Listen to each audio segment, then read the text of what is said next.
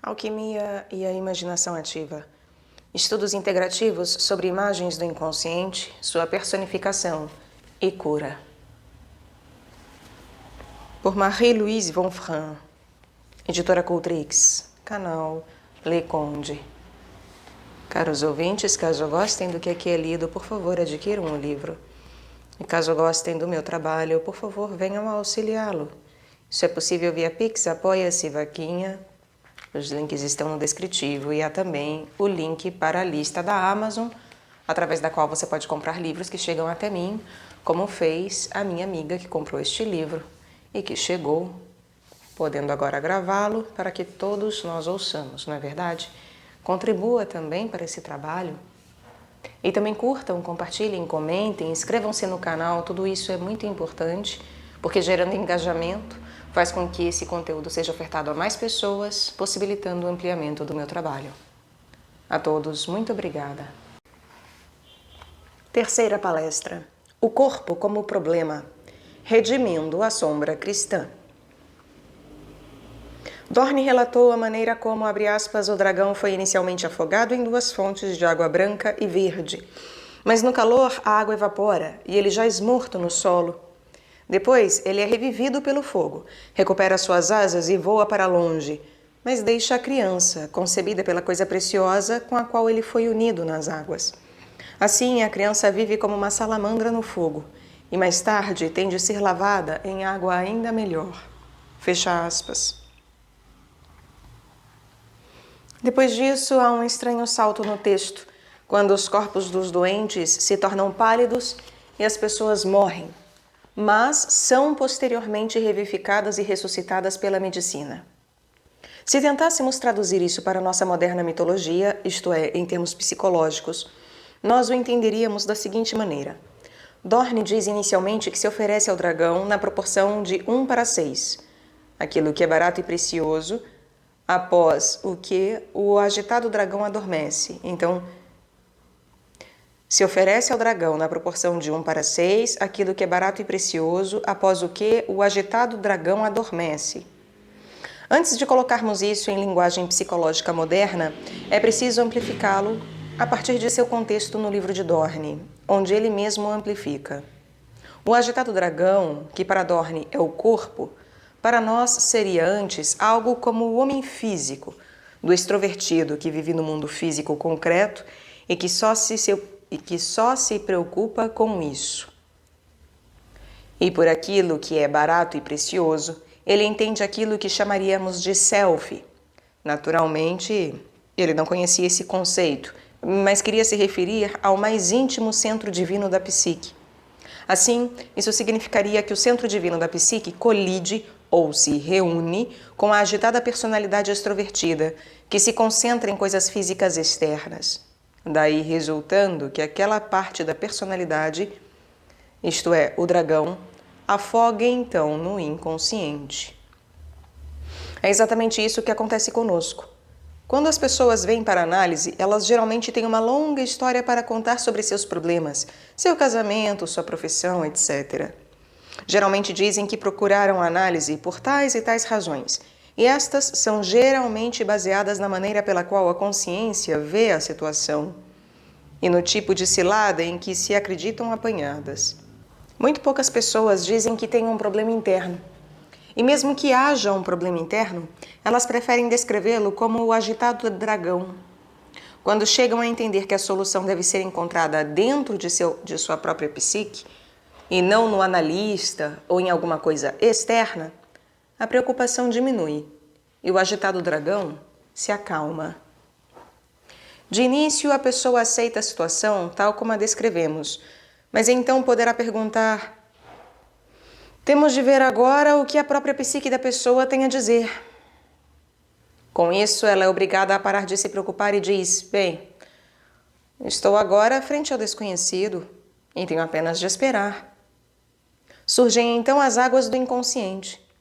Isso seria o fluxo das fantasias inconscientes durante o dia na forma de fantasias e durante a noite na forma de sonhos.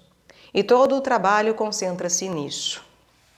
Nesse sentido, quem quer que comece uma análise fica afogado afoga-se dentro de sua própria atividade imaginativa interior. Mesmo conosco, esse processo é conscientemente comprovado quando deixamos de nos preocupar com problemas e soluções exteriores e, por assim dizer, colocamos a coisa toda numa retorta. Naturalmente, após certo tempo, as águas voltam a secar um pouco, o que significa que alguma solução interior foi encontrada. Depois disso, há uma tendência natural para retomar os contatos exteriores e a vida exterior. A análise é um estado temporário e artificial de completa introversão, que não prossegue indefinidamente. Da mesma forma, as águas secam, por exemplo, diminui o material onírico, e então a libido, até certo ponto, retorna naturalmente ao mundo exterior. A essa altura, o grande perigo é de que a pessoa volte a agarrar o seu modo de vida anterior, esquecendo tudo sobre o banho quente que experimentou na análise, contudo, voltando a ser como antes. Até certo ponto, esse perigo sempre existe. Mas como Dorn observou, quando a coisa funciona direito, esse tipo de recaída não acontece. Algo de precioso ocorreu em alguma concepção interior, e ele compara isso a uma criança interior. Em sonhos, como muitos de vocês sabem, essa concepção é frequentemente representada por uma criança, sendo o self representado como uma forma de renovação. A unicidade e a totalidade da personalidade existem potencialmente por trás do complexo do ego. É seu pai. Mas à medida que compreendemos o self graças a um esforço consciente, concentrando-nos em nossos sonhos, ele se torna parte de nossa personalidade consciente. Nossa forma é como uma criança interior que agora, como uma salamandra, alimenta-se no fogo das emoções e cresce. Isso significaria que a consciência da importância do self e de suas atividades aumenta cada vez mais. Dizer que o self atrai a vida do fogo equivaleria a dizer que ele atrai mais e mais libido. O Dr. Jung frequentemente dizia que uma das coisas importantes a se observar quando se analisa uma pessoa é descobrir quanto de sua personalidade está escutando. Uma das coisas importantes a se observar quando se analisa uma pessoa é descobrir quanto da sua personalidade está escutando. Algumas pessoas cooperam bastante na análise com seus egos, trazem seu material e fazem bastante esforço. Mas outras partes da personalidade não escutam e continuam a agir de forma completamente autônoma, como se nunca tivessem ouvido falar de psicologia.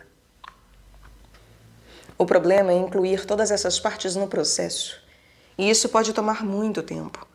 Pode acontecer que, até mesmo depois de 10 anos de concentração no processo, sonhe-se com pessoas que se comportam como se nunca tivessem ouvido falar de psicologia junguiana.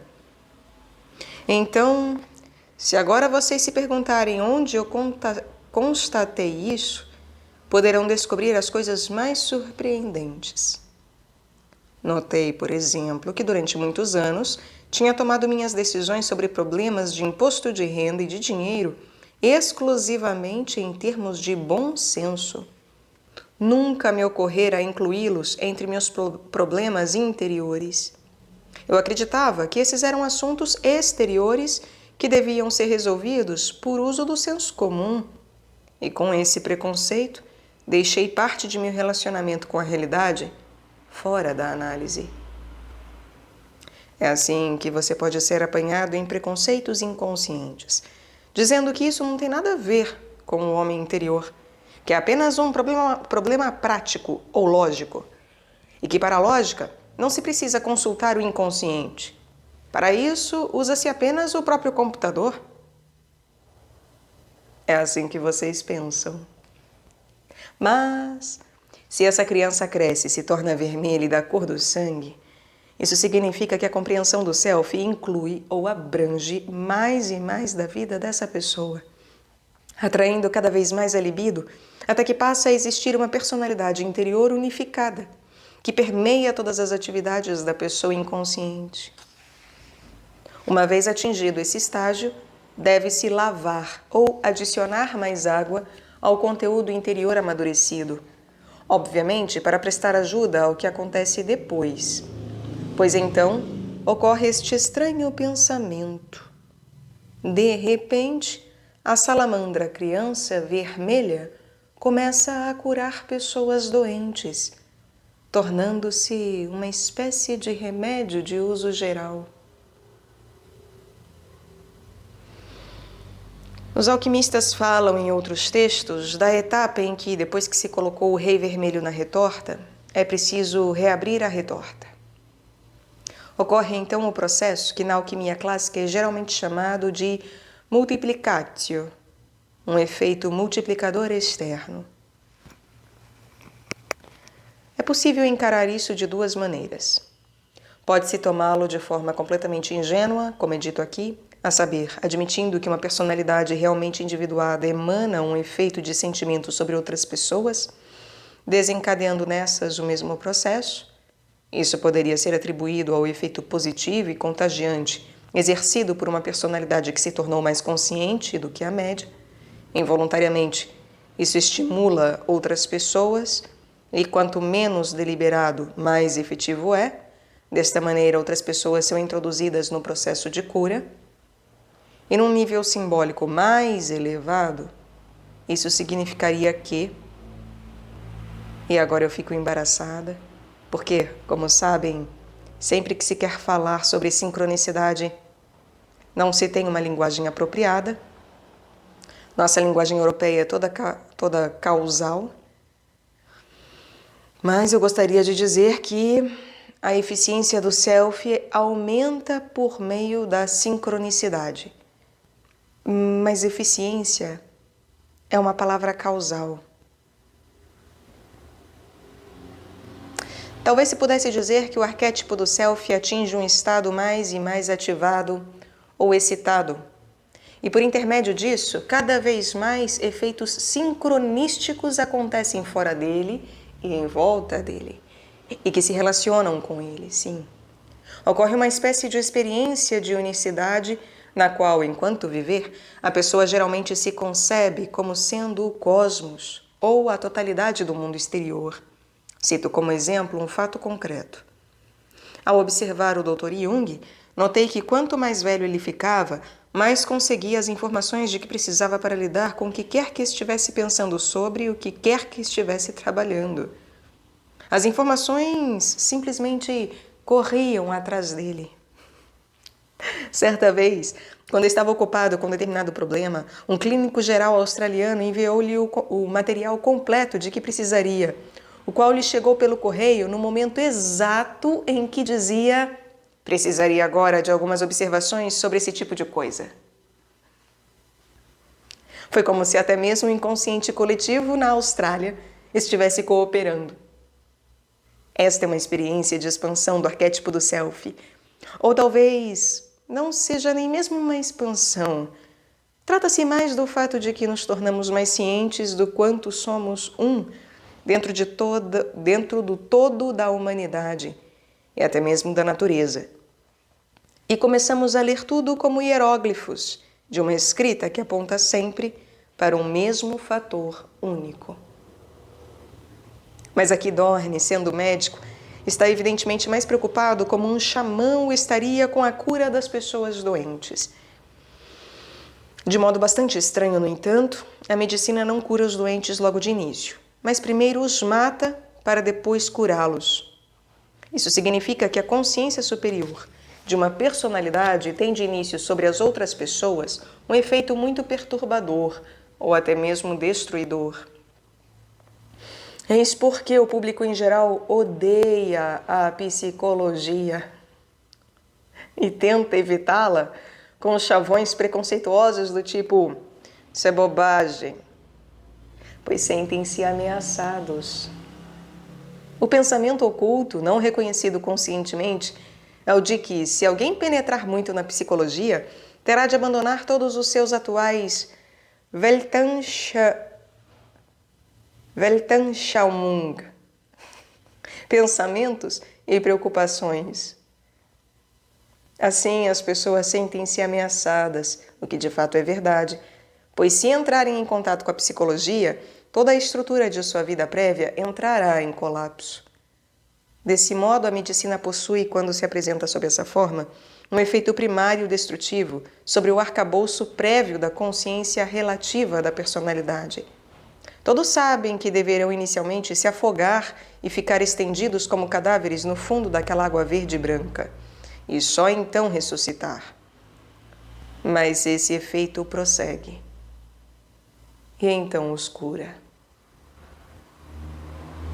O texto diz: ele cria paz entre inimigos mortais e devolve a vida e a saúde ao corpo doente.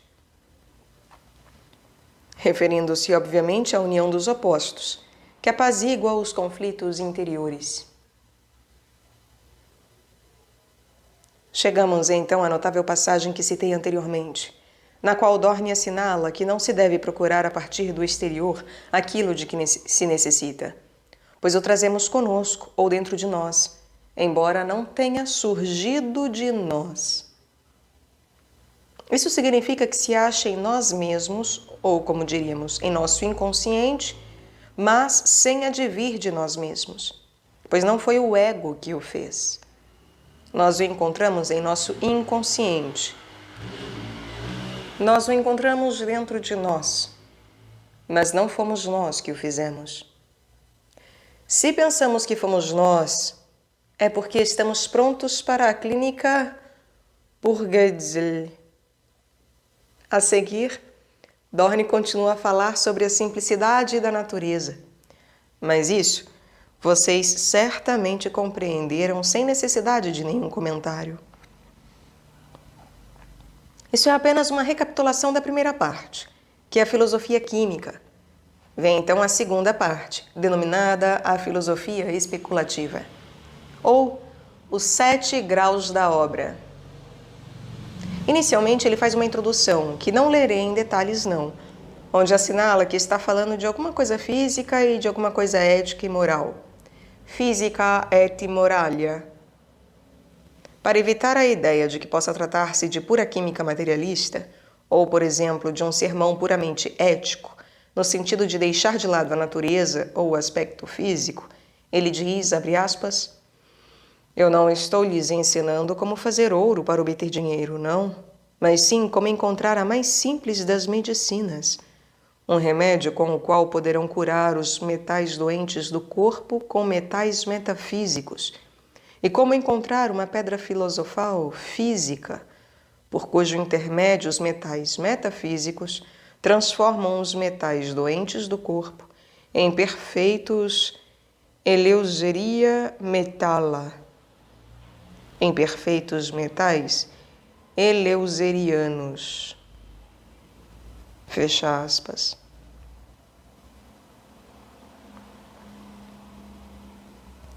Esta é uma expressão de Paracelso, uma palavra composta, na qual ele combina Eleusis, os mistérios de Eleusis, e a ideia de Elysium, outra palavra que significa paraíso. Com isso, para ele, metais eleuserianos quer dizer metais elíseos ou paradisíacos. Se vocês procurarem Eleuseria metala em Paracelso, descobrirão que ele se refere à ideia do retorno das substâncias do corpo ao seu estado original, às formas que tinham na criação. Vejam bem, Deus primeiro criou o cosmos numa forma completa e perfeita, e apenas por uma falha e pecado de Adão e pela interferência do diabo puderam a doença e a morte entrar no mundo.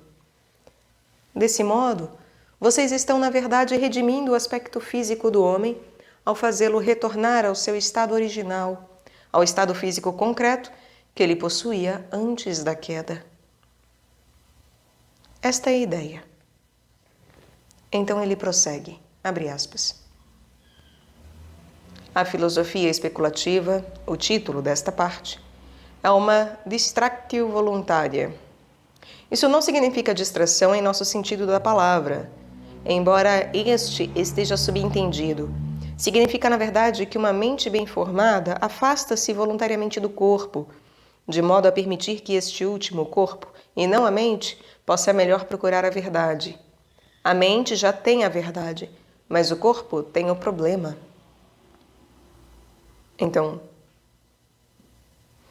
a filosofia especulativa é uma distractio voluntária. O corpo deve inicialmente ser bem constituído, o que se obtém por uma vida de moderação.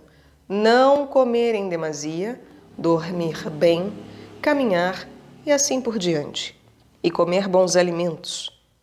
Seguindo-se a isso, é preciso, artificial ou voluntariamente, separar-se da mente. A mens. Traduzo mens por mente, mas ainda não associem nada a esse termo. Hein? Não se trata daquilo que vocês pensariam que a mente é. Pois a separação voluntária desses dois pode-se prosseguir. O corpo deseja aquilo que é corrompido, mas não poderia desejar algo sem a ajuda da alma, pois é a alma que move o corpo. Fecha aspas. Alma é uma palavra difícil e não sei como traduzi-la. Talvez eu devesse dizer ânima, mas então vocês poderiam confundi-la com a ideia junguiana de ânima.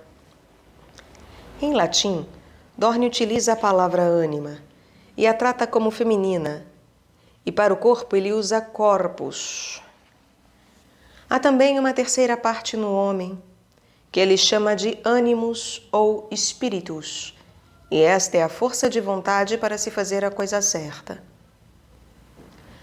Antes de prosseguir com o texto, eu deveria tentar explicar o que ele quer dizer. Deve-se inicialmente ler o texto inteiro para ver como ele usa essas palavras. Por corpo, ele entende ingenuamente o que nós, também ingenuamente, chamaríamos primeiramente de corpo. Mas vocês verão depois que ele está se referindo à experiência endossomática do corpo. Por exemplo, mais tarde ele apresenta um diálogo, uma discussão entre o ânimos e o corpo, no qual este último, o corpo, dá a sua opinião sobre a vida. Vocês devem ter em mente que o corpo que Dorn descreve é o seu próprio corpo. Em outra pessoa, ele poderia ser completamente diferente. O corpo-pessoa de Dorn é um racionalista puro, que gosta de comer e de beber.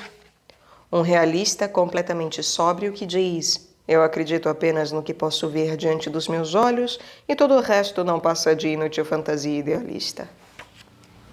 Além disso, ele é um extrovertido entusiasta, que só acredita no que se poderia chamar de fatos externos. Quanto ao próprio Dorn, ele é uma personalidade introvertida, pensadora e intuitiva, uma pessoa muito idealista.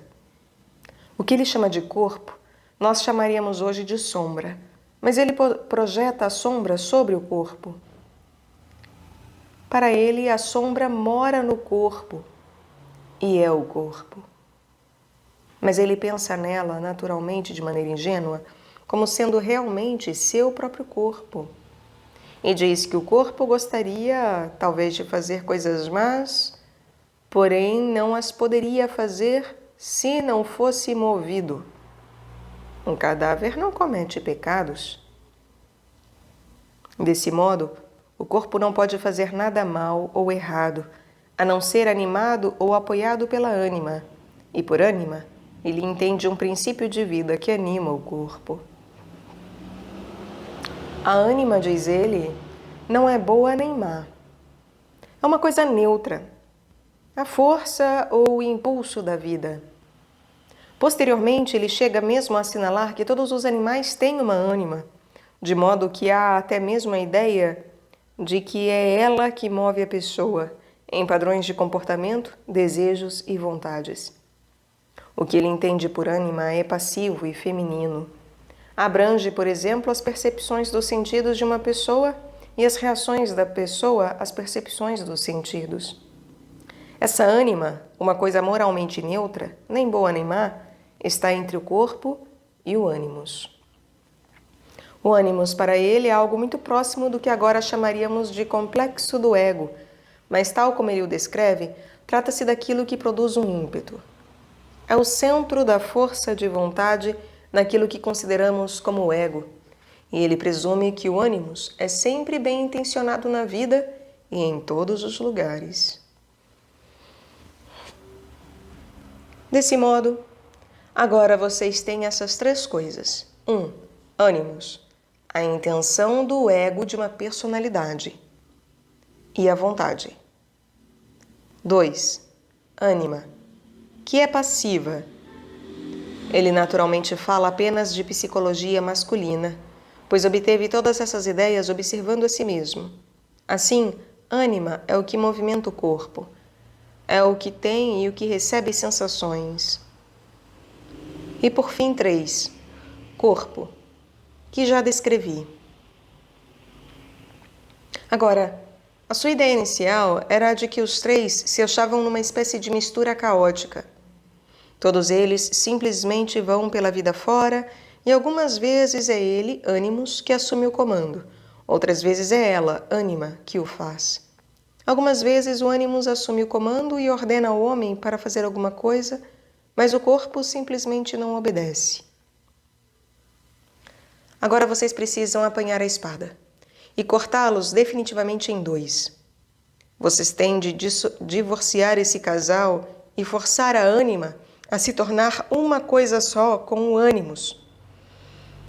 E quando eles tiverem se transformado numa coisa única, tem-se o que Dorn chama de mens, mente.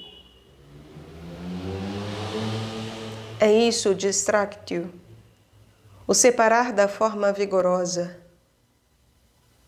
Você isola o corpo, por assim dizer, que deixa de ser vagamente uma parte dos outros dois fenômenos, e você diz à sua ânima que ela deve fazer uma escolha, que não pode ficar se prostituindo com esses dois, mas que tem de escolher e ficar completamente num dos dois lados. Você a obriga a fazer isso lançando mão de um ato brutal. Isto é o distractio. Dorn, às vezes, o chama pelo termo mais usual na alquimia, a separatio, a separação, o corte. O corpo tem uma tendência natural para se corromper e para fazer coisas más. E é por isso que o ânimos possui uma tendência natural para a boa vontade, no sentido ético da palavra, e quer seguir aquilo que nesse ambiente cultural seriam os preceitos religiosos do cristianismo, da maneira como Dorn acreditava neles.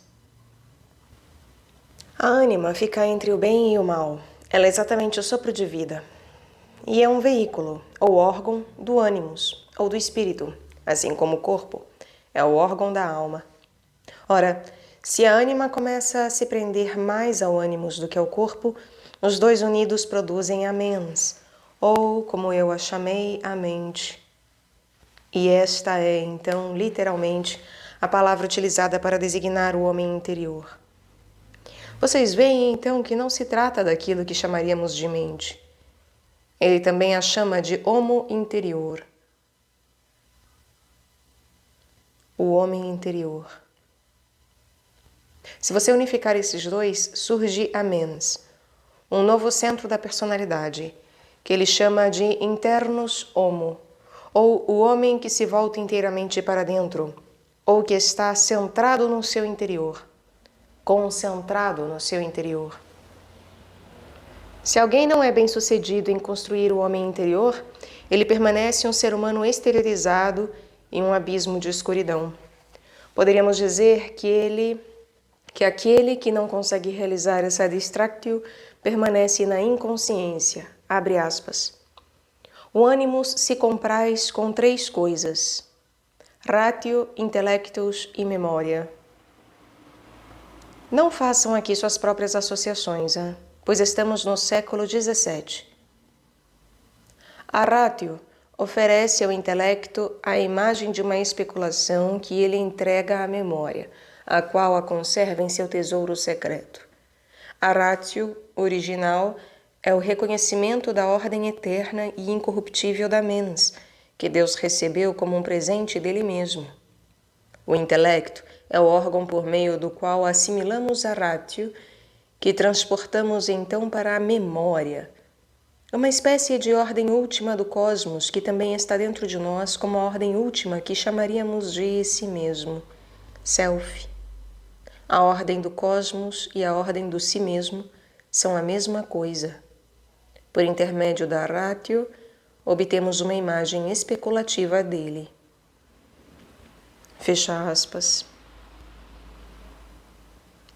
Traduzido em linguagem psicológica moderna, isso significaria a possibilidade de se atingir uma hipótese criativa examinando a ordem na natureza, seja ela a interna ou a externa.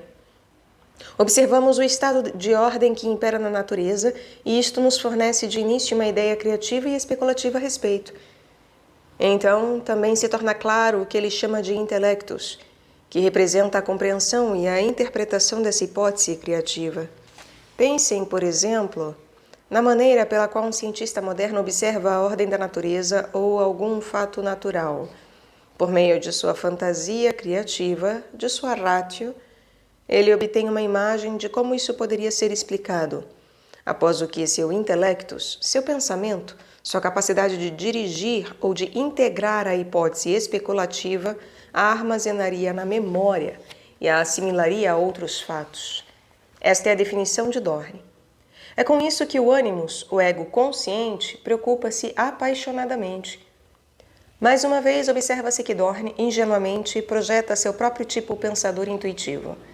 Assim, ele acredita que a consciência, natural e apaixonadamente, é movida apenas por boas intenções, explora a ordem interna e externa das coisas e tenta compreendê-las. Isso é verdade para ele, e com intenção positiva. Essa é a sua forma de consciência. Abre aspas. A ânima, ele prossegue, consiste nos movimentos do corpo e nas percepções dos sentidos. Isso nós temos em comum com os animais. Apenas pouquíssimas pessoas. Eu estou pulando um pouco, porque ele aqui se torna um tanto prolixo. Têm sido capazes de fazer essa união inicial entre ânimos e ânima. E um número ainda menor teve êxito na união seguinte, a saber, com esse par ânimos-ânima já unido, ou com essa mens, para atender à saúde do corpo. Tais pessoas não reconhecem a boa vontade do ânimos e não encontram a mens, a unidade da personalidade consciente, e acabam por enlouquecer. Portanto, primeiro é preciso unir ânimos e ânima.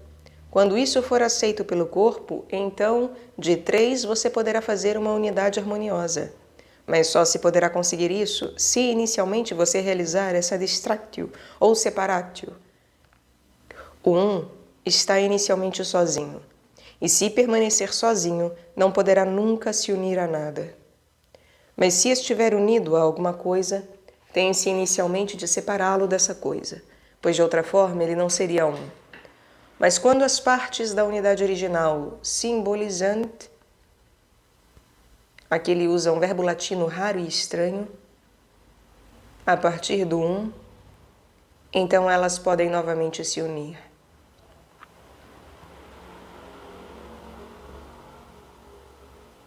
Fecha aspas. A ideia é que, na verdade, todas essas 3 coisas encontram-se originalmente numa espécie de unidade inconsciente que precisa ser de início cortada em 2, a saber, por intermédio dessa separatio. Mas então, elas simbolizante essas partes. Elas têm uma conexão simbólica, mas não podem falar diretamente uma à outra. Vocês verão mais tarde o que ele quer dizer com isso. Agora lerei para vocês uma maravilhosa discussão entre a mens e o corpo, na qual este faz um esforço terrivelmente honesto para compreender a mens, mas não consegue. E a mens diz que ele é um tolo, o que não é uma forma de tratamento psicológico muito decente para o corpo. E assim, eles simplesmente se ignoram. Mesmo no final, ambos dizem que parecem falar línguas muito diferentes. Eles simplesmente não se entendem. Surge então o simbolizare. Quando se fala línguas tão diferentes, a comunicação só é possível se forem utilizados símbolos. De início, o corpo não consegue compreender os símbolos e pede sempre para parar, para deixar de usar essa forma simbólica de se expressar e fazê-lo de maneira concreta, pois ele não consegue compreender. Mas depois de certo tempo ele começa a compreender o simbolizare, e então eles podem ser reunidos numa nova realidade, numa nova unidade. É por isso que inicialmente é necessária, abre aspas, é por isso que inicialmente é necessária a separação ou distração, distractio, da mens em relação ao corpo, para que a próxima união possa ser obtida. Essa distractio é chamada por muitos de uma morte voluntária, que é atingida fazendo-se com que o ânimos e ânima sejam um só, fazendo-os dominar o corpo, que precisa ser forçado a abandonar sua petulância, sua agitação e sua preocupação constante com as coisas mundanas, e também a sua falta de moderação em seus desejos. Mais tarde, o semelhante se aproximará do semelhante e será curado pela medicina, e então o corpo concordará em unir-se à festa. É interessante que o corpo venha então a concordar de forma voluntária, resmungando um pouco, como vocês verão, mas acabando por concordar em participar da festa. Assim como os animais selvagens se enfurecem se comeram demais e desenvolvem um tumor canceroso se não purificam seus corpos de todos os humores supérfluos por meio dos excrementos, pela defecação, da mesma forma a medicina filosófica precisa limpar nossos corpos de tudo que é supérfluo e corrompido, e então ela poderá curar o corpo. Fecha aspas.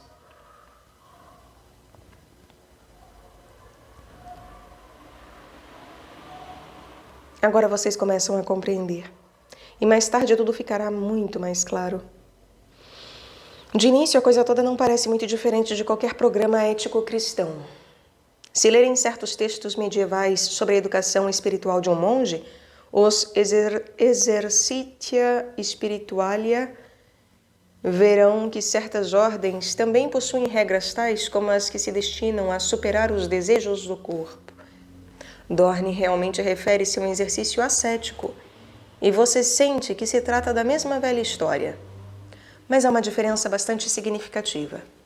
Nos exercícios de introversão e de meditação dos monges, exercícios esses voltados para a espiritualização cristã, o corpo é definitivamente descartado como algo de mal e não concorda mais tarde em participar da festa, não.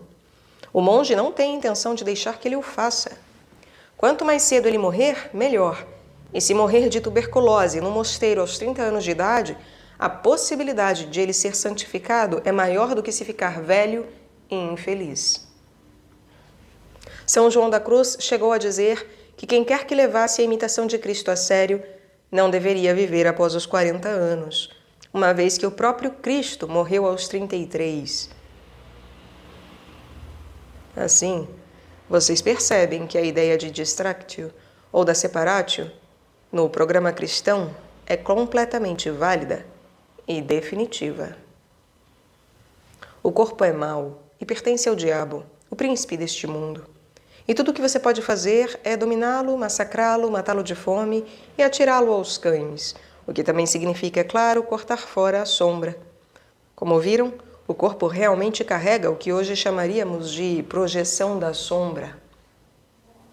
Nisto, vocês percebem, Dorne é muito diferente, pois embora tenha um pouco de preconceito e de hostilidade em relação à sombra e ao que ele chama de corpo do homem terrestre, ele acredita que esse truque educacional de subjugá-lo pelo ascetismo seja apenas uma coisa temporária, para tê-lo nas mãos, por assim dizer, e então ele quer estabelecer uma diferença, e trata-se de uma tremenda diferença, se vocês compreenderem o que ela significa. Portanto, embora ele atribua uma ênfase um pouco excessiva ao espírito, e embora haja uma tendência um pouco moralista em sua consciência, ele é um verdadeiro alquimista. Ele pensa que a redenção da personalidade, como é ainda concebida em termos cristãos, não abrange a pessoa inteira, e que até mesmo o homem terrestre e o homem físico podem tomar parte nessa redenção, e que a totalidade da natureza também pode juntar-se a ela. Não é necessário cortar fora a parte mais baixa da personalidade de uma pessoa e depois fazer algo maravilhoso com a parte superior remanescente. Ele prossegue, abre aspas. Assim, quando o corpo concorda em participar, tudo se agrupa em harmonia e moderação. E há então uma substância etérea, uma substância balsâmica em nosso corpo que também o preserva em forma saudável. Fecha aspas. Não há aqui apenas uma questão de espiritualização e de se jogar fora o homem terrestre. Ele pensa até mesmo que há um efeito curativo somático e que a transformação interior também se destina a dar à personalidade física uma vida longa e saudável. Aqui ele antecipa o que a nossa medicina psicossomática defende atualmente, a ideia de que a maioria das doenças tem um aspecto somático e um aspecto psíquico, e que ao se curar o distúrbio psíquico, o aspecto somático da doença pode também melhorar. Ou então que é preciso tentar a cura nos dois sentidos. Dorne tem esse mesmo objetivo, e diz que uma vez que teve lugar aquilo a que poderíamos chamar a realização do self, há um efeito preservador da vida e da saúde em nossa efetiva existência física concreta. Então, ele faz uma ligeira divagação. Diz que certas pessoas afirmam que essa nossa medicina, que chamaríamos de experiência do self, possui um corpo metafísico. Mas ele não aceitaria essa hipótese, pois acredita que o nosso corpo real, quando tratado adequadamente pela mens, formará a base para a medicina. Aqui ele descarta o que ainda persiste em nossos dias, em certas tradições na Europa, sobre um corpo astral ou sutil, ou alguma coisa parecida. De fato, ele diz: não, eu não acredito num corpo interior astral ou num corpo sutil. Refiro-me ao corpo real, o que foi purificado ou submeteu-se a tratamento.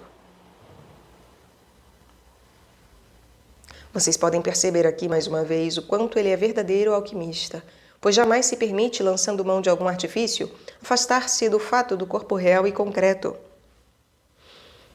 Do fato de que o objeto do tratamento é o homem real e concreto, tal como ele mesmo é, com sua sombra.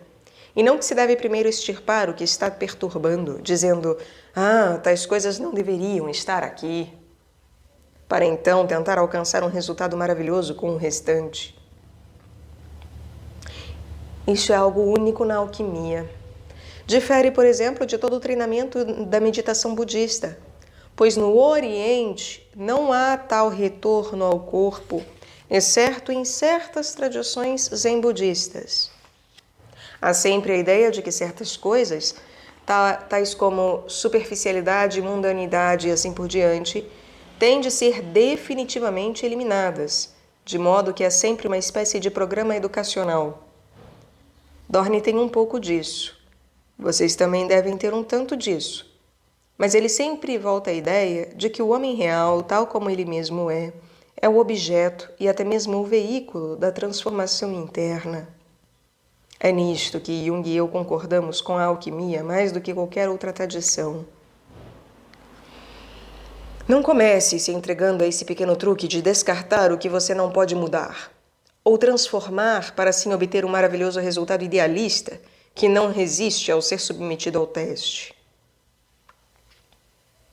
Na passagem seguinte, Dorne explica que aquilo a que chama de separação ou distração, distractio, é simplesmente uma antecipação artificial daquilo que normalmente acontece na morte. E é por isso que ele também a chama de antecipação voluntária da experiência da morte. Então ele prossegue dizendo, abre aspas, no corpo humano oculta-se uma certa substância metafísica que é conhecida de pouquíssimas pessoas e que não precisa de nenhuma medicina, pois ela mesma é a medicina incorruptível. Os filósofos, por meio de alguma inspiração divina, reconheceram a força e a celeste virtude dessa substância e aprenderam a libertá-la de seus grilhões, não por intermédio de algum princípio contrário, como o faz a física, mas sim por meio de uma medicina semelhante que há nele mesmo. Fecha aspas. Penso que esse trecho está claro. Ele reconhece que a experiência da cura, embora venha de Deus, não está em alguma experiência religiosa exterior ou em algum ensinamento exterior, mas sim numa genuína experiência interior pessoal. Qualquer um pode extrair de si mesmo a experiência da cura. Ele diz até mesmo, e é interessante que o diga, depois de ter repetido as afirmações de desprezo pelo corpo que se encontra em qualquer texto da época sobre meditação, que a medicina que cura está no corpo e não na ânima, nem no ânimos.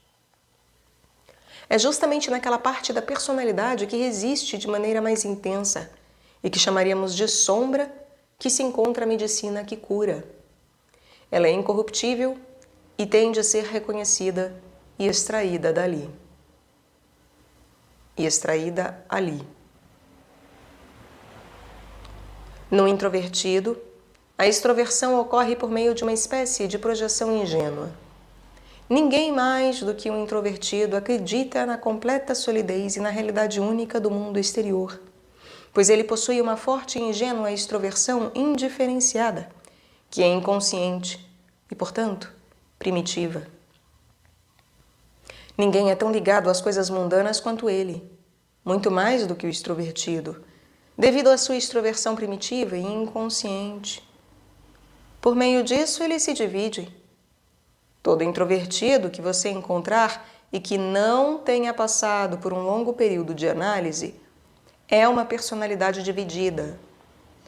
Um extrovertido também o é, mas de outra maneira. Estou falando do introvertido, pois nosso autor é um deles. O introvertido deseja muito ver o lado subjetivo dentro dele, enquanto se tratar de sua introversão. Mas quando você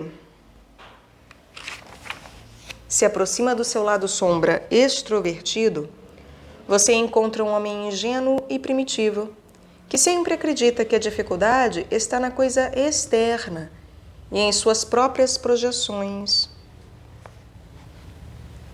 A ideia agora é que, se você pudesse encontrar o fator de projeção que emana do interior dessa personalidade, então haveria a possibilidade de unificação. Eu lhes dei o exemplo de minha própria ingenuidade em pensar durante anos que os problemas de dinheiro nada tinham a ver com psicologia, mas sim que precisavam ser resolvidos por puro senso comum, por meio de realidade externa, uma vez que dinheiro era um problema externo, eu pensava. Entretanto, mesmo tal parte extrovertida, primitiva e inferior de uma personalidade introvertida pode ser observada de forma simbólica, tomando-se o que acontece em tal área da vida como um acontecimento simbólico. Dessa maneira, ela pode ser trazida para dentro. Assim, para o introvertido, é, num certo sentido, especialmente difícil enxergar através de certas projeções que ele faz sobre o mundo exterior. Somente se ele puder trazê-las para dentro, conseguirá efetivamente atingir o do self, pois seu ego e essa parte de sua personalidade não poderão nunca se unir a não ser pela ativação do self. Dorne encerra então com uma curta passagem intitulada Do Estudo Filosófico, em que ele desenvolve um poético e exuberante louvor do objetivo. Diz ele aí que a verdade é a mais alta virtude e uma fortaleza que ninguém consegue derrotar. Tem apenas poucos amigos e é atacada por muitos inimigos. Atualmente, até mesmo por todo o mundo. Mas é dotada de um grande valor interior. Sua carcaça é a pedra filosofal dos verdadeiros filósofos, o tesouro que não pode ser devorado pela traça nem pela ferrugem, e que existirá na eternidade quando tudo mais estiver dissolvido. Esse castelo da verdade tem sido erigido para a destruição de muitos e para a salvação de muitos.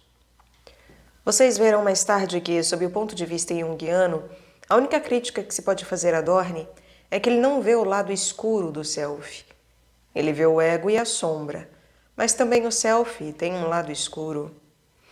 Em outras palavras, a imagem de Deus tem um lado escuro. Isto ele não aceitaria. E nisto ele está totalmente de acordo com o ponto de vista cristão. Deus é apenas luz e apenas bondade.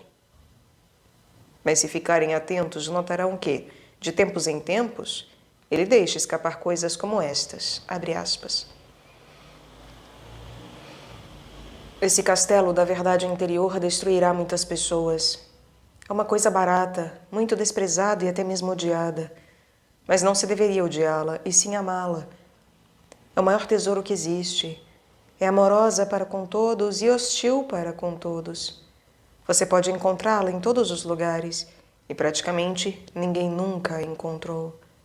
Transforme-se, diz a sabedoria celeste, de pedras filosóficas mortas em pedras filosóficas vivas, pois sou eu a verdadeira medicina e transformo em algo eterno tudo o que não pode existir. Por que está você possuído pela loucura? Através de você, mas não a partir de você, está tudo aquilo de que você necessita e que erradamente você procura do lado de fora. Através de você, mas não a partir de você, ou seja, dentro da personalidade, mas não a partir do ego, está tudo aquilo de que você necessita e que erradamente você procura do lado de fora. Brilha dentro de nós, ainda que tenuamente na escuridão, a vida e a luz do homem. Uma luz que não emana de nós, isto é, não do ego, mas que, no entanto, está em nós e devemos, portanto, encontrá-la dentro de nós. Ela pertence a Ele, que a colocou dentro de nós. Podemos encontrá-la nele, em sua luz. Portanto, a verdade não deve ser procurada em nós, ele quer dizer no ego, mas na imagem de Deus que habita dentro de nós. Esta é a única coisa que não tem uma segunda outra coisa. É o ser, e é em si mesmo a totalidade da existência. Fecha aspas. Nesse trecho, ele retorna àquilo que Jung critica como tendo sido tão tremendamente rejeitado no ensinamento cristão oficial, a saber, que todo ser humano abriga no mais fundo de sua psique uma centelha divina, uma parte da divindade, que Jung chama de self. Mas então todos os teólogos pularam para agarrar seu pescoço. Críticos pelo lado teológico, sejam eles rabinos, ministros ou padres, sempre diziam: você transforma a religião em algo que é apenas psicológico. Mas se temos em nossa psique a imagem de Deus como um centro ativo, então deveríamos glorificar nossa psique como a coisa mais elevada da Terra. Não se poderia então dizer apenas psicologicamente. Se o teólogo diz apenas psicológico, ele pressupõe que a psique é nada mais que. Dorne, sendo autêntico, volta àquela imagem interior de Deus, dizendo que ela se encontra ali no cristianismo, mas não é nunca reconhecida. Diz ele, abre aspas, admitamos ter a imagem de Deus como uma entidade ativa, como uma essência em nossa própria psique. Então não precisamos ficar correndo a esmo para procurá-la. Nós a temos ali mesmo. Fecha aspas. Ele toma a sério essa imagem. Em grande medida, isso também é verdadeiro para o todo da alquimia, pois o alquimista não segue por outra direção, nem se afasta para além do cristianismo, mas, pela primeira vez, realmente toma o cristianismo num sentido prático. Pela primeira vez, os alquimistas tentam realmente acreditar no que tem sido pregado às outras pessoas durante séculos, mas nunca foi acreditado. Dorne leva tais coisas a sério, e a partir daí chega às suas surpreendentes experiências interiores. Ele prossegue, abre aspas, a verdade é uma estrada eterna que Adão perdeu na queda, e é por isso que ele saiu do paraíso. É o traje do casamento que Deus devolverá a Adão através de seu filho, Jesus Cristo. A verdade está indissoluvelmente combinada com a piedade e com a justiça, o que ensina a todos como reconhecer ou tornar-se consciente de si mesmo. Pois a mens especulativa, a mente visionária, é mais elevada que o trabalho científico. Fecha aspas. Penso que isso seja compreensível por si mesmo. Mas deixem-me penetrar lentamente em sua maneira de pensar. Ele está desfechando um violento ataque à ciência aristotélica. Vocês percebem? É a projeção extrovertida sobre o inimigo. Chegamos agora ao segundo grau de o conhecimento filosófico. Tornar-se consciente ou adquirir discernimento é a maneira de resolver opiniões conflitantes por intermédio da verdade. Mais tarde, Dorn também dirá que se trata da resolução da dúvida. Normalmente, todos nós sofremos com isso, e ele, de maneira evidente, também sofria. Nunca acreditamos na mesma coisa durante todo o dia. De modo usual, as pessoas se deixam levar por estados de espírito. Ao ouvir alguém dizer que é tudo bobagem, elas ficam novamente convencidas. Influências externas as fazem mudar repentinamente de opinião. Num determinado minuto, acredita-se numa coisa, e já no minuto seguinte, duvida-se dela. É assim, nunca se possui realmente uma Weltanschauung. Como disse um filósofo, pela manhã sou sempre um kantiano e ao anoitecer acredito em Nietzsche. Para Dorn, a verdade e também o efeito unificador é a unidade, e nós diríamos que é o self. A ideia é a seguinte: ao se encontrar a verdade interior, essas dúvidas ou até mesmo outras opiniões lentamente se dissolvem. É por isso que ele chega a dizer que resolução é a eliminação da dúvida. Ele parece brincar com palavras, mas não é este um jogo de palavras. Ele está se referindo a solútio, no sentido alquímico de dissolver o corpo, a fusão dos metais e o coincidente estado psicológico no qual se apanha todas essas opiniões conflitantes, colocando-as dentro de um cadinho interior, do qual emana a verdade interior individual. Naturalmente, para chegar a isso, temos de começar por nós mesmos. Mas ninguém consegue tomar consciência de si mesmo se não sabe o que ele é e não quem ele é. Este é um ensinamento de Dorn que Jung citava com frequência. Ninguém consegue tomar consciência de si mesmo se não sabe o que ele é e não quem ele é. É muito interessante. Encontramos pessoas, por exemplo, introvertidos, que não sabem nada a respeito da realidade do inconsciente, mas que são capazes de passar horas e horas com seu ego, pensando sobre seu ego. Às vezes, essas pessoas recorrem à análise com uma tremenda consciência de seu caráter egóico. Elas possuem realmente um conhecimento surpreendente de seu próprio ego. É claro que ninguém o conhece completamente, mas tais pessoas realmente tentaram pensar com honestidade sobre si mesmas. Inclusive, nos dias de hoje, a maioria das pessoas ainda acredita que se tornar cônscias de si mesmas significa refletir sobre a sua própria personalidade, simplesmente pensando e se preocupando com a pergunta: como é que eu sou? Eis porque muitas pessoas presumem que a psicologia e a análise são egocêntricas e que não se deveria ficar ruminando sobre tais coisas. Dever-se-ia, isso sim, ajudar a humanidade faminta. Mas não é isso o que fazemos. Seria completamente estéril. Para mim, isso é como o cachorro que tenta agarrar o próprio rabo. O verdadeiro conhecimento de si mesmo é o conhecimento da psique objetiva, tal como ela se manifesta nos sonhos e nas manifestações do inconsciente. Por exemplo, apenas examinando seus sonhos, pode-se saber quem uma pessoa é de verdade. Eles nos dizem quem somos realmente. Isto é algo que está objetivamente presente lá.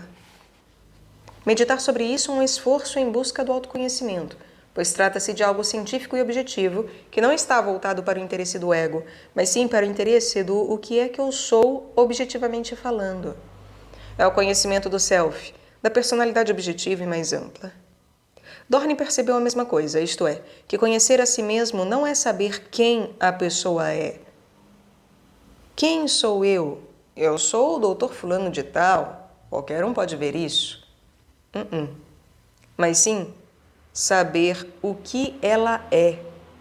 Quid significa o que, e por intermédio disso, perceber algo objetivo, algo que não é idêntico ao ego subjetivo.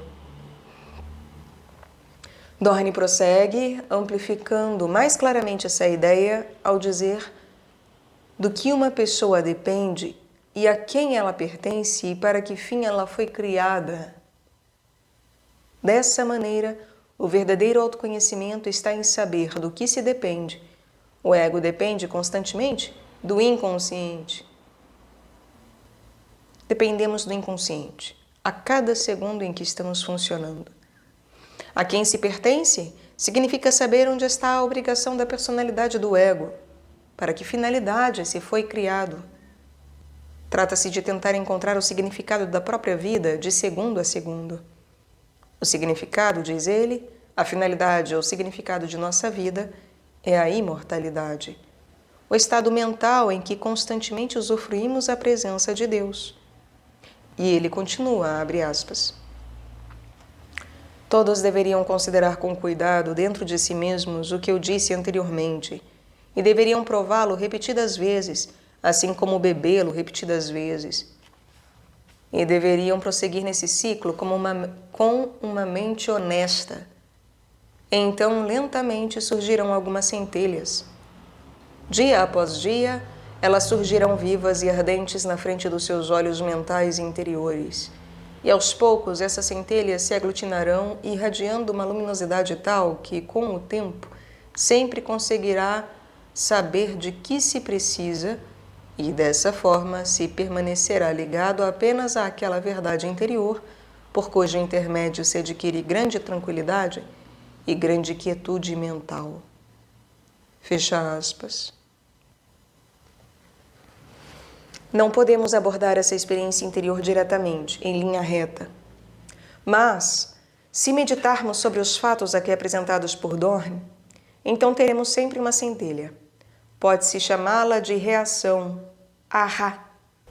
E essas muitíssimas centelhas de luz de reações ahá transformar-se-ão lentamente em algo mais contínuo e se consolidarão naquilo que se poderia chamar, em linguagem moderna, de consciência constante do self. Isso descreve de maneira exata o que estamos tentando fazer. Todo sonho, se ele é realmente compreendido, não apenas com o intelecto, mas também emocionalmente, provoca na pessoa um estalo do tipo efeito ahá. Se você não experimentou esse efeito, você ainda não compreendeu o sonho, ou então ele não foi ainda formulado de uma maneira que você possa apreender. Todo sonho compreendido é como um pequeno choque elétrico na consciência superior.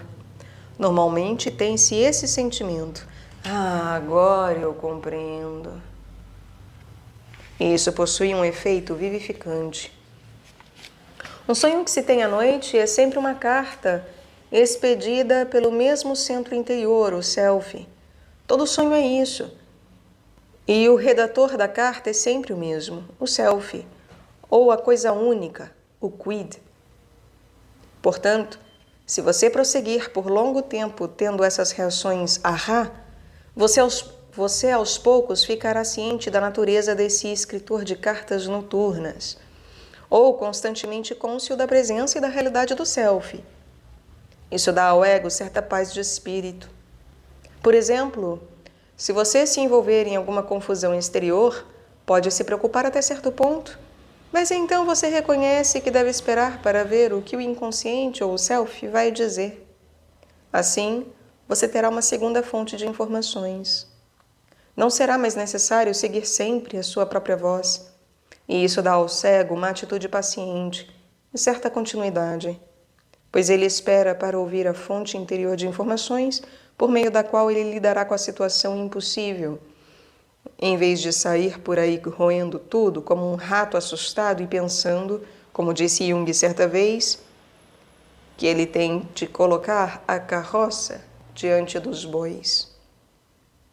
Desse modo, a conexão com o self produz certa quietude e constância na personalidade. Abre aspas. Aprende, portanto, fora de ti mesmo, o que quer que esteja entre o céu e a terra, de maneira que possas então entender tudo. Fecha aspas. Prossegue ele. Aprende, portanto, fora de ti mesmo o que quer que esteja entre o céu e a terra, de maneira que possas então entender tudo. Isto é o que chamaríamos de arquétipo do self, e o que ele chamaria de imagem divina dentro do inconsciente, que se aloja na psique ou no corpo e que é também um microcosmo. Você também pode aprender sobre todas essas coisas externas, simplesmente considerando o microcosmo que há dentro de você. Abre aspas. Perceba, portanto, que você adquire justamente aquela qualidade que deseja para o seu trabalho. Ele se refere ao trabalho alquímico. Se você estiver ávido por dinheiro, desejará que seu trabalho alquímico produza ouro para enriquecê-lo. E seu trabalho procederá de acordo com esse desejo. Portanto, antes de começar a trabalhar com substâncias químicas, você deve primeiro obter a adequada qualidade interior, pois então trabalhará com ela e o resultado estará de acordo com o que você é.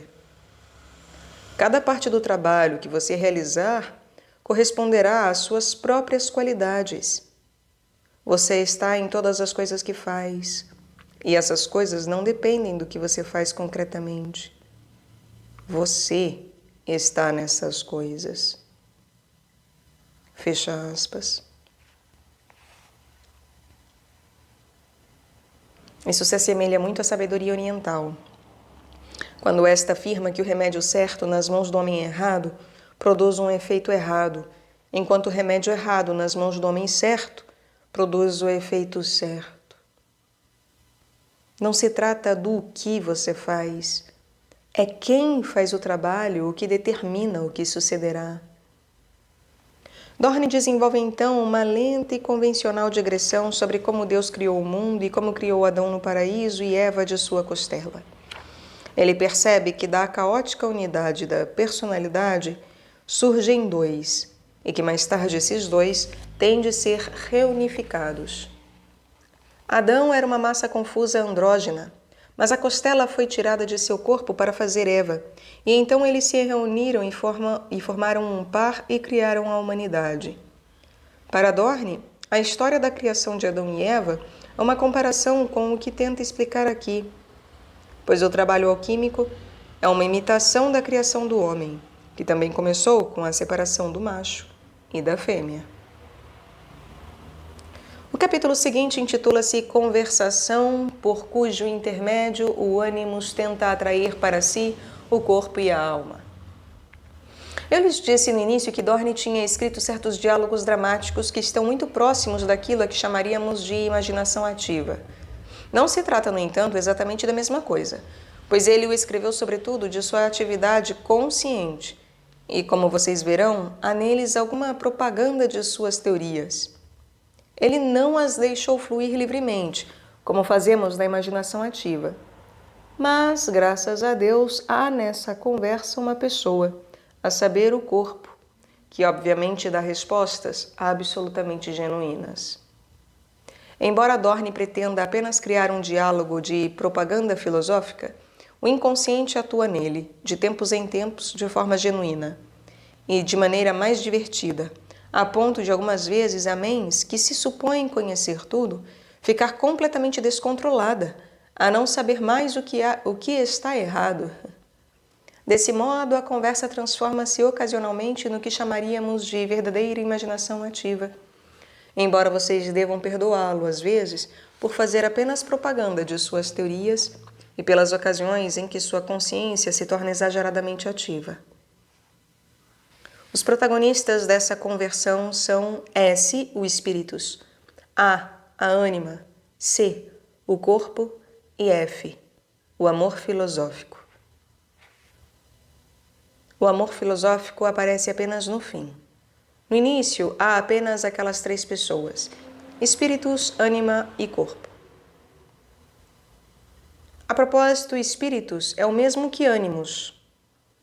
Dorne não é muito sistemático, pois de repente ele diz S espíritos em vez de A ânimos.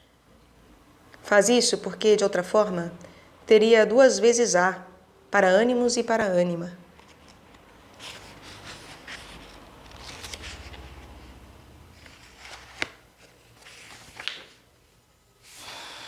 Abre aspas. Espíritos.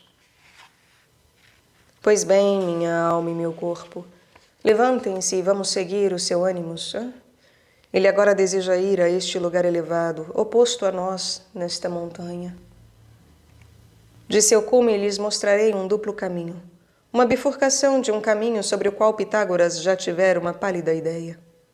Nós, porém, cujos olhos foram abertos, por nós ele entende a tradição cristã. E para quem o sol da piedade e da justiça mostra a via, não erraremos ao procurar o caminho da verdade. Agora, voltem os seus olhos para o lado direito, de modo que não possam ver as futilidades e as superficialidades na estrada da esquerda, mas olhem, isto sim, para a sabedoria. Estão vendo aquele belo castelo lá em cima? Ânima e corpo? Sim. Espíritos? Nele mora o amor filosófico, do qual jorra a fonte de água viva. Aquele que tiver tomado um golinho dessa água nunca mais terá sede neste mundo estúpido. Partindo desse lugar agradável, devemos então seguir diretamente para outro lugar, ainda mais belo, que é a morada da sabedoria. E ali encontrarão também uma fonte de águas que lhes dará bênçãos ainda maiores, pois até mesmo inimigos, ao beber dela, serão forçados a fazer a paz. Existem ali pessoas que tentam até mesmo subir ainda mais alto, mas nem sempre são bem-sucedidas. Mas ao norte, há um lugar em que as pessoas mortais não podem entrar, a não ser que tenham previamente atingido um estado divino e imortal. Mas antes que possam realmente lá reentrar, terão de morrer e jogar fora suas vidas terrenas. Quem quer que tenha alcançado esse castelo não tem mais razão para temer a morte. Além desses três lugares, existe ainda um quarto lugar, que está além de qualquer coisa que as pessoas possam imaginar. O primeiro lugar poderia ser chamado de Castelo de Cristal, mas o quarto é invisível, e você não será nem mesmo capaz de vê-lo antes de ter alcançado o terceiro. É o lugar dourado da bem-aventurança eterna. Olhem agora para o lado esquerdo. Lá vocês veem o mundo cheio de seus desejos e riquezas, e de tudo o que agrada aos olhos mortais. Mas olhem para o fim desse caminho. Há um vale escuro cheio de névoa que se estende até o fim do horizonte. É o inferno.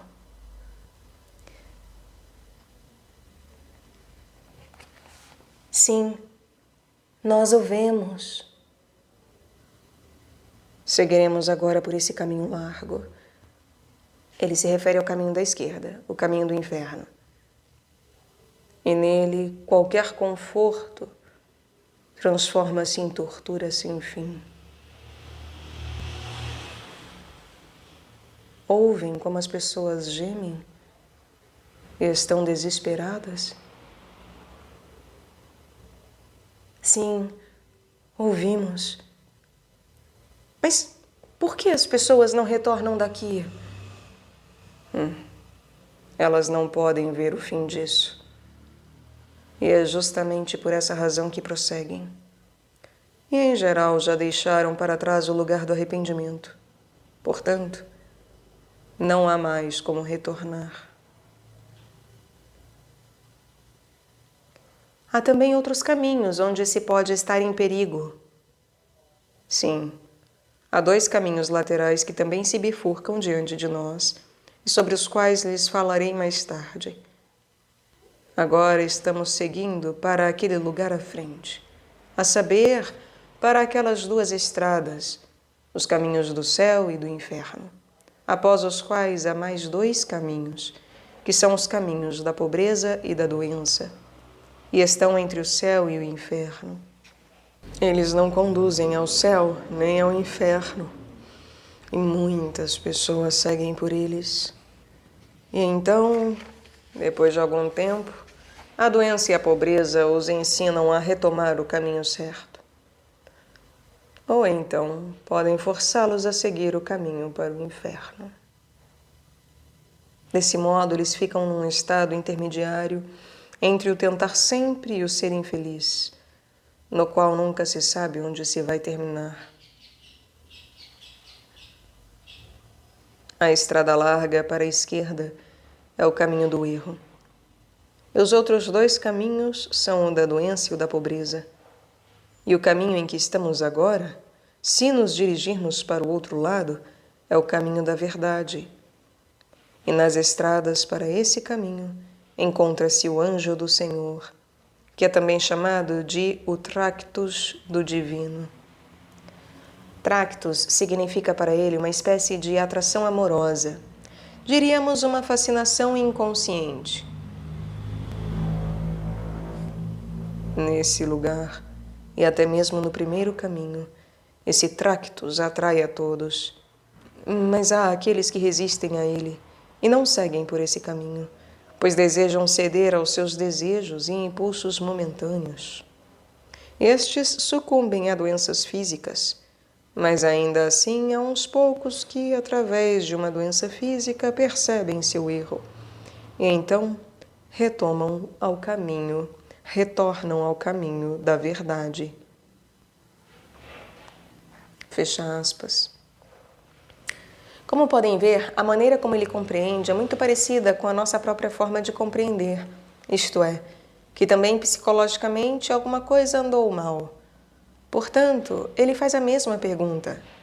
Se há uma doença física, então alguma coisa no equilíbrio psíquico não está bem. E se a pessoa enxergar isso, é possível retornar. Mas há pessoas, diz ele, que não fazem essa pergunta. E também há outras que simplesmente seguem em frente na trilha da doença até finalmente caírem no inferno. Abre aspas. Ânima e corpo. Vemos que alguns seguem o caminho de volta, mas apenas muito poucos. Isto é a culpa do corpo. É o corpo que os impede. Ah, não, diz o corpo. Eu preferiria morrer 100 vezes do que ir até o final da estrada da esquerda, que vai para o inferno. Você fala assim porque eu a mostrei a você. Mas vamos esperar e ver se você ainda se lembrará disso mais tarde. O corpo muito sério. Para onde quer que você vá, eu sempre o seguirei imediatamente. Mas antes de prosseguir, por favor, me diga. Por que não escolhemos aquele outro caminho?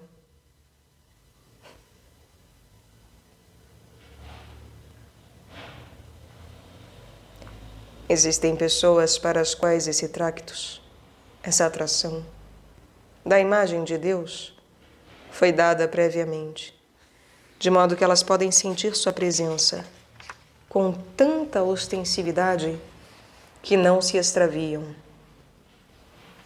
Esta é uma resposta bastante vaga. Não são todos atraídos? Ah, sim, todos são atraídos. Mas então, por que eles seguem o caminho errado? Quando chegam aqui na bifurcação, eles olham para a esquerda, para todos aqueles prazeres do mundo, muito mais do que para a água da vida no lado direito e do que para esta linda montanha. Qual é o nome da montanha e do rio?